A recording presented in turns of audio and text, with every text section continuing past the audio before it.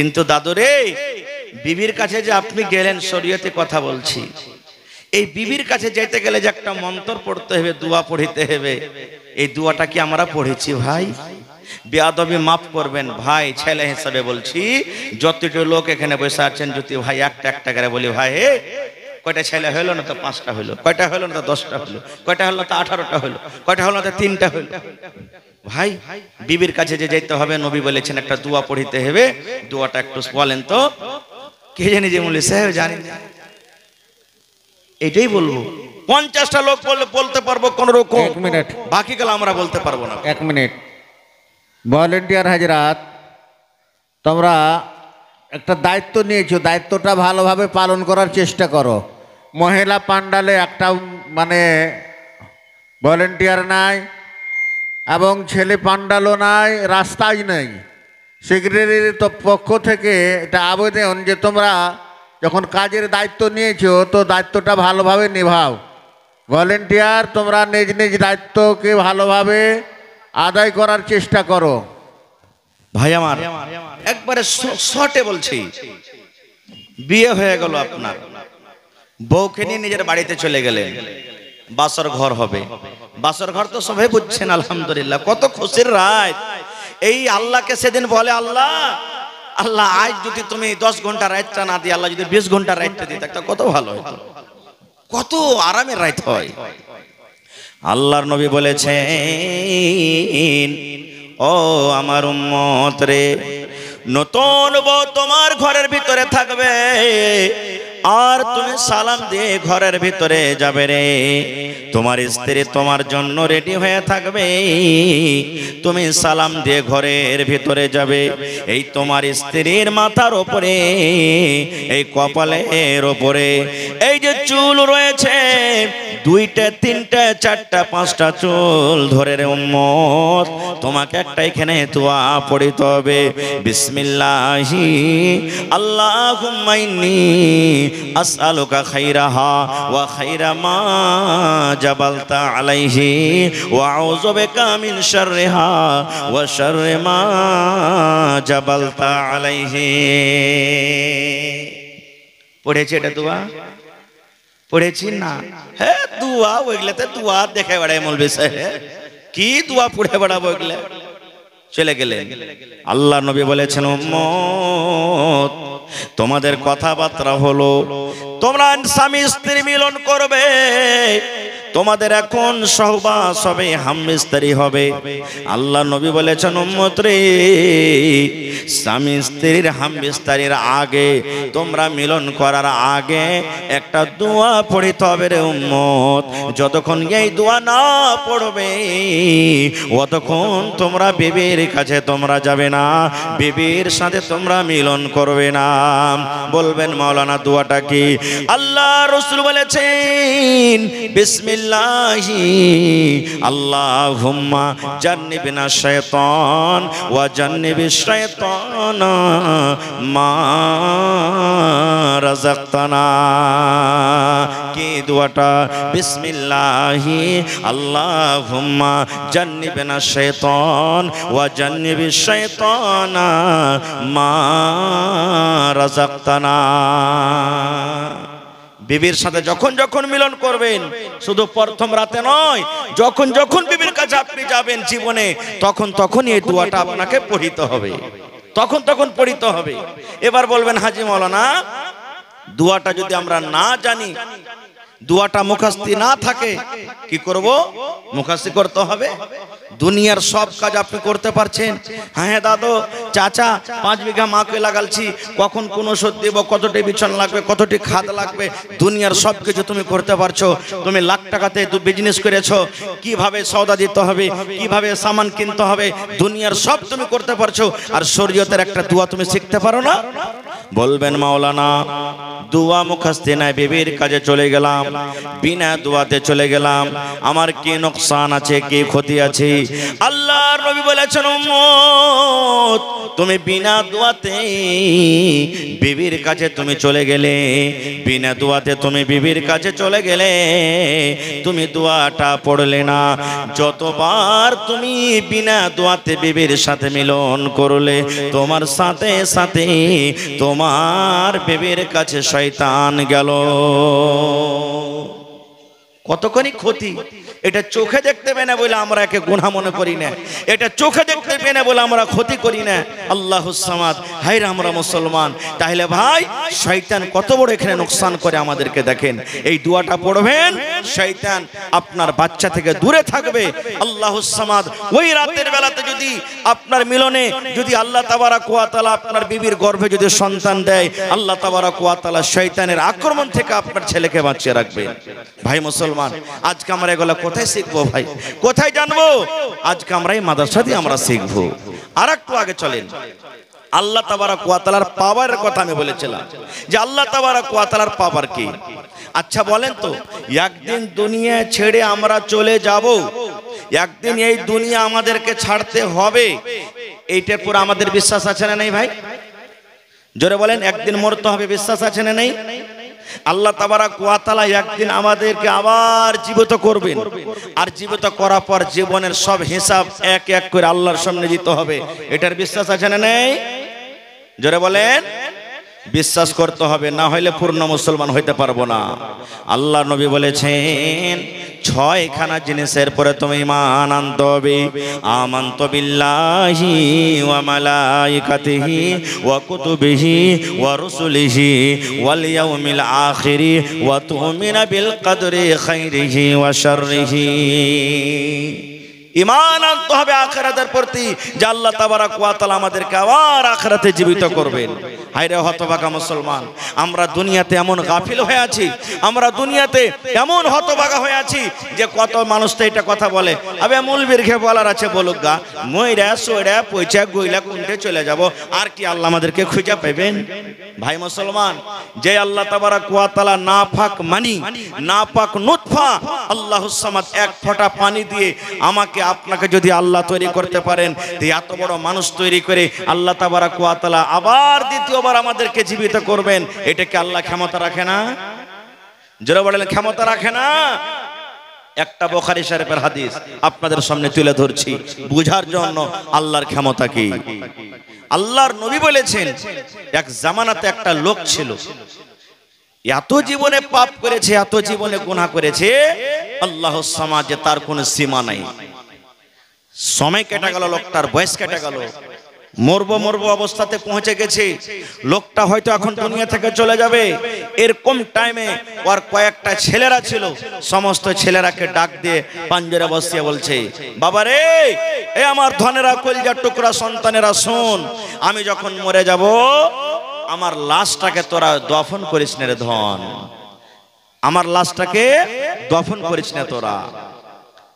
ছেলেরা বলছে, আব্বা কেন দফন করব না আব্বাজি, কেন দফন করব না, লাশটার সাথে তাহলে কি করব? লোকটা বলছেন, বেটারে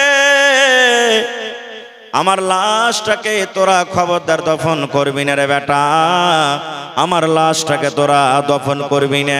ছেলেরা বলছে, আব্বা কি করব তাইলে? দয়ার নবী বলেছেন, লোকটা বলেন, বেটারে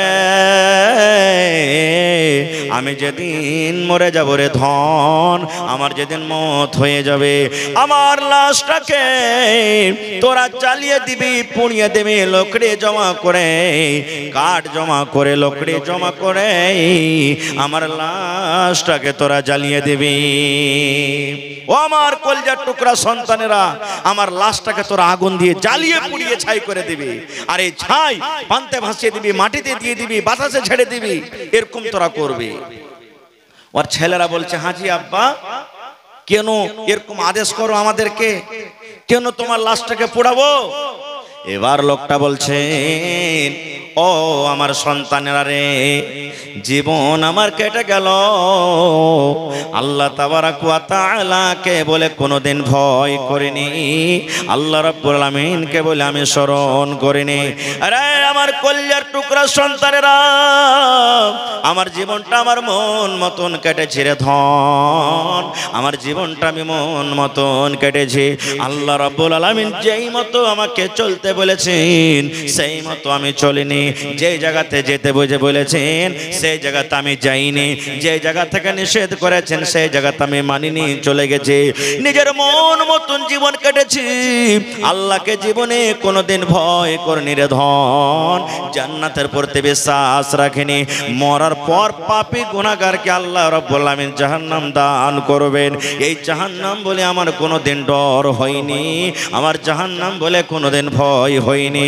এই যে মরার পর কবরে প্রশ্ন হবে, এই মরার পর আল্লাহ রাব্বুল আলামিন কবরে পরীক্ষা করবে, এই কবরের পরীক্ষা বলে আমার কোনোদিন ভয় হয়নি। আরে আমার সন্তানেরা, আমার জীবনে নেকি কম, নেকির খাতাতে আমার জীবনে নেকি কম আছে রে, আমার জীবনে শুধু গুনাহ গুনাহ আছে, আমার রেজিস্টারে শুধু গুনাহ গুনাহ আছে। এই জন্য আল্লাহ রাব্বুল আলামিন যদি ক্ষমতা রাখেন, আল্লাহর যদি পাওয়ার চলে, আল্লাহ রাব্বুল আলামিন যদি ক্ষমতা রাখেন আর আমাকে যদি আবার দ্বিতীয়বার যদি আমাকে নতুন ভাবে আল্লাহ আমাকে বানিয়ে দেয়, আর আল্লাহ যদি আমাকে প্রশ্ন করে, আরে আমার বান্দা তোমার ছেলেরাকে তুমি এরকম কাজের কেন আদেশ করেছিলে, তাহলে আল্লাহ রাব্বুল আলামিনের সামনে আমি জবাব দিতে পারবো না। আল্লাহ যদি আমাকে বলে বান্দারে তোমার জীবনটা কেটে গেল, তোমার জীবনের হিসাবটা আমাকে দিয়ে দাও, আরে আমার সন্তানেরা যদি আমাকে তোমরা দফন করে দাও, আল্লাহ রাব্বুল আলামিন যদি আমাকে ক্ষমতা রেখে যদি আমাকে জীবিত করে দেন, আর আমাকে যদি পরীক্ষা আমার চালু হয়ে যায়, হিসাবটা চালু হয়ে যায়, আমি আল্লাহর সামনে হিসাব দিতে পারবো না। এই জন্য ধনরে আমাকে জ্বালিয়ে দিবি, পুড়িয়ে দিবি, ছাই করে দিবি, যেন আমার আল্লাহ আমাকে খুঁজে না পায়। আপনারা বলেন তো, যদি লোকটাকে জ্বালিয়ে দেওয়া হয় তা আল্লাহ কি জীবিত করার ক্ষমতা রাখেন না? জোরে বলেন রাখেন না? রাখেন না? আরো জোরে বলেন রাখে। এই বিশ্বাস আমাদের আছে না নেই? আছে। ঠিক লোকটা যখন মরলো, তার কথা মতো তার লাশটাকে জ্বালিয়ে দেওয়া হলো, হয়তো পানিতে বসিয়ে দেওয়া হলো, মাটিতে পুঁতে দেওয়া হলো, বাতাসে ছিটিয়ে দেওয়া হলো, ছেলেরা বাড়ির দিকে রওনা হয়েছে। আল্লাহ রাব্বুল আলামিন পানিকে ডাকতে বলছেন, ও পানি। আল্লাহ মাটিকে ডাকতে বলছেন, মাটি রে। আল্লাহ রাব্বুল আলামিন বাতাসকে ডাকতে বলছেন, ও বাতাস। বলেন এগুলা কার হুকুমে চলে? এগুলা কার আদেশে চলে? আল্লাহ তাবারাক ওয়া তাআলার আদেশে চলে। তারা আল্লাহর কথা শুনতে পায় না? আল্লাহ তাবারাক ওয়া তাআলার কথা তারা মানে কি মানে না? জোরে বলেন, একটু জোরে বলেন ভাই, তারা মানে কি মানে না? মানে আল্লাহুস সামাদ। আপনারা শুনেছেন, জানছেন যে আগুন পর্যন্ত আল্লাহর কথা মেনেছেন, মানেনি? কোন নবীকে ওর কওমের আগুনে ফেলেছিল? জোরে বলেন। ইব্রাহিম নবীকে আগুনে ফেললেন আল্লাহুস সামাদ। ফেরেশতারা চলে এলেন, হে ইব্রাহিম একটু আপনি আদেশ করেন, আগুনকে নিভিয়ে দিব। কিন্তু ইব্রাহিম নবী কি বলেছিলেন? রে আল্লাহর ফেরেশতারা, তোমাদের সাহায্যের দরকার নাই, কারণ আমার আল্লাহ তাবারাক ওয়া তাআলা আমাকে সাহায্য করবেন। আমার আল্লাহ ডাইরেক্ট আমাকে দেখছেন, না দেখে না? যারা বলেন দেখছে না দেখে না? দেখছেন। আগুনে ফেলে দিলেন। আল্লাহ রাব্বুল আলামিন আগুনকে ডাক দিয়ে বলছেন, ইয়া নারু কুনি বারদান ওয়া সালামান আলা ইব্রাহিম। আল্লাহ রাব্বুল আলামিন আগুনকে ডাক দিয়ে বললেন, এ আগুন তুমি ঠান্ডা হয়ে যাও, আগুন রে তুমি ঠান্ডা হয়ে যাও। কেমন ঠান্ডা হয়ে যাও? সালামান, সালামাতের সাথে। ওরে সুবহানাল্লাহ, কেমন সালামাতে? আল্লাহ বলছেন আগুন তুমি এমন ঠান্ডা হয়ে যাও না যেন আমার এই ইব্রাহিম আমার বন্ধু, আমার দোস্ত, তোমার ঠান্ডার কারণে যেন কষ্ট না পায়। এই আগুন তুমি ঠান্ডা হয়ে যাও, ঠান্ডা হয়ে যাও। আমার ইব্রাহিম পোড়া দূরের কথা, আমার ইব্রাহিমের শরীরের রুয়া পর্যন্ত না জ্বলে। বলেন ইব্রাহিম নবী কি জ্বলেছিলেন আগুনে? জোরে বলেন জ্বলেছিলেন কি? তাহলে আগুন কার কথা মানলেন? জোরে বলেন কার কথা মানলেন? আল্লাহ তাবারাক ওয়া তাআলার কথা মানলেন। আরে আগুন তো আগুন, ওরে আল্লাহ। একটা বুখারী শরীফের আরো মজার ঘটনা আপনাদেরকে শোনাই। আমার শাইখে মুহতারাম চলে এসেছেন, আল্লাহুস সামাদ। আল্লাহর নবী মদিনাতে মসজিদে নববীতে খুতবা দিচ্ছেন। আজকে জুমার দিনে খুতবা হয় না? জোরে বলেন খুতবা হয় কি হয় না? হয়। তো ইমাম সাহেব যেই কাঠখানটার উপরে দাঁড় হয়ে খুতবা দেন ওকে কি বলি? জোরে বলেন, জানেন না? মিম্বার। ওটার নাম কি? মিম্বার। আল্লাহর নবী প্রথম শুরুতে খাজরের একটা জড়, খাজরের একটা গোড়ার উপরে দাঁড় হয়ে মিম্বার দিতেন। একজন মহিলা এসে বলছেন, ইয়া রাসূলুল্লাহ, আমার একটা ফার্নিচার মিস্ত্রি আছে। ফার্নিচার মিস্ত্রি কাঠের মিস্ত্রিকে বলে। ফার্নিচার মিস্ত্রি আছে, খুব সুন্দর করে কাঠ বানাইতে পারে, সামান তৈরি করতে পারে। আপনি যদি আদেশ করেন আপনার জন্য একটা সুন্দর করে মিম্বার তৈরি করে দেব। নবীজি অনুমতি দিয়ে দিলেন, ঠিক আছে নিয়ে এসো। মেম্বার, নতুন মেম্বার সামনে। এবার নতুন মেম্বার যদি সামনে আসে তো পুরাতন মেম্বারটাকে হটাবে না? হটাবে না? জোরে বলেন। হ্যাঁ, পুরাতন মেম্বারটাকে সাইডে হটিয়ে দিলেন, নতুন মেম্বার উপরে চড়ে আল্লাহ রাসূল খুতবা শুরু করে দিলেন। এবার খুতবা নবীজি শুরু করে দিলেন। মসজিদের ভিতরে রে কে জানো আওয়াজ আসছে, দয়ার নবীর কানে কান্নার আওয়াজ শুরু হয়ে গেল। কে মসজিদের ভেতরে কাঁদছে? কান্নার আওয়াজ আমি কোথায় পাচ্ছি? কে কাঁদছে? হেঁচি তুলে তুলে কাঁদছে। কে মসজিদের ভেতরে কান্দে? কান্দার আওয়াজ আমি শুনতে পাই। ও আমার সাহাবীরা, কে তোমরা মসজিদের ভিতরে আছো যে আমি নবী কান্নার আওয়াজ পাই? কে কাঁদছো? সব সাহাবায়ে কেরাম আঞ্জর পাঞ্জর দেখছেন তো কাহাকে কাঁদতে দেখতে পাই না। ওরে সুবহানাল্লাহ।